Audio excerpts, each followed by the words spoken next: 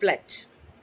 In this occasion of this Environment Day, I pledge I will protect and maintain our environment. I will plant sapling this day and nurture till it grows up. Dear students, this is the pledge that you have taken as part of World Environment Day. And what this pledge reminds us of is how the mankind is exploiting earth, atmosphere and all the natural settings of this environment.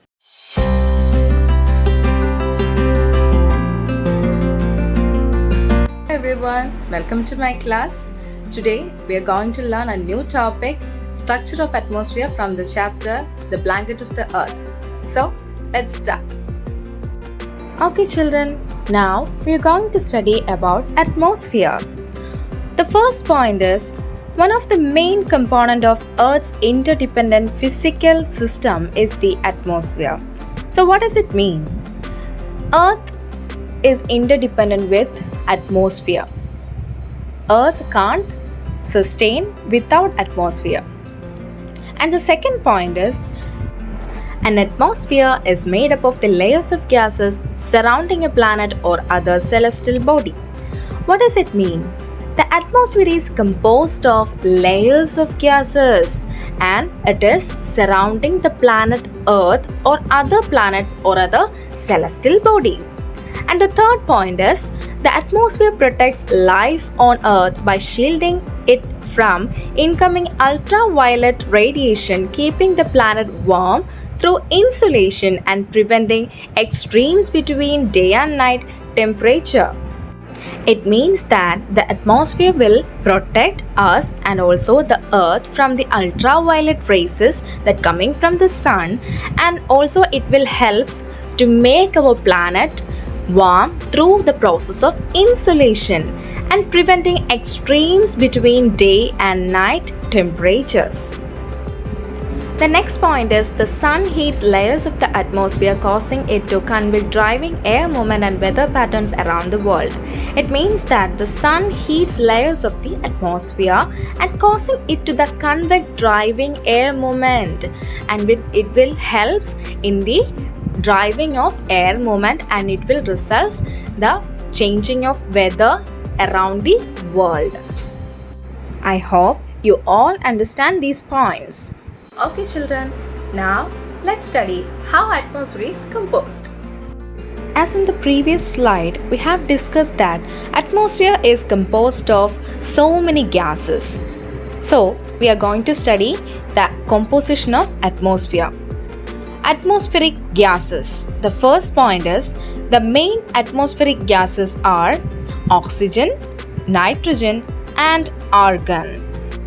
About 78% of atmosphere is covered by nitrogen and 21% of atmosphere is oxygen and about 0.934% is argon and 0.037 is the carbon dioxide.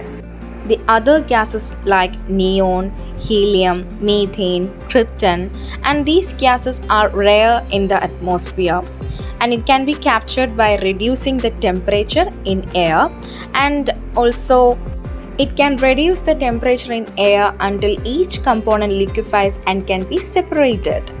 And the last point is carbon dioxide is usually recovered as a byproduct of various industrial processes in chemicals and refining in particular. As we all know, we inhale the gas oxygen and we exhale carbon dioxide. These carbon dioxide were absorbed by the plants during photosynthesis, the preparation of food in plants, and they emit what? Oxygen. Thus, we can say that oxygen and carbon dioxide are necessary for our life. Carbon dioxide is necessary for the food preparation in plants, and during that food preparation they emit oxygen, and this oxygen is used by both man, animals and plants for respiration. I hope you all understand about the composition of atmosphere. Now we are going to learn the layers of atmosphere in detail. Are you ready? Layers of atmosphere. The atmosphere has 5 distinct layers that are determined by the changes in temperature that happen with increasing altitude. So, the layers of atmosphere are classified into 5. This classification is determined on the basis of the change in temperature in each layer, and this temperature may be changed due to the increasing of altitude.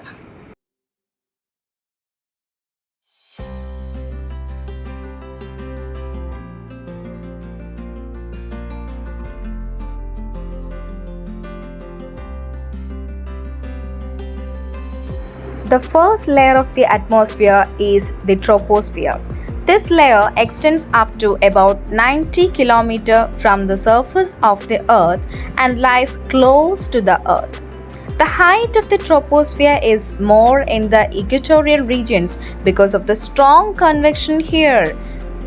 Almost all the weather and the climatic phenomena such as cloud formation, rain, snow, wind, thunder, and lightning, etc., take place in this layer.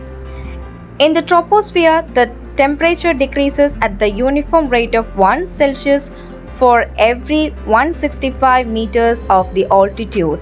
This is called normal lapse rate.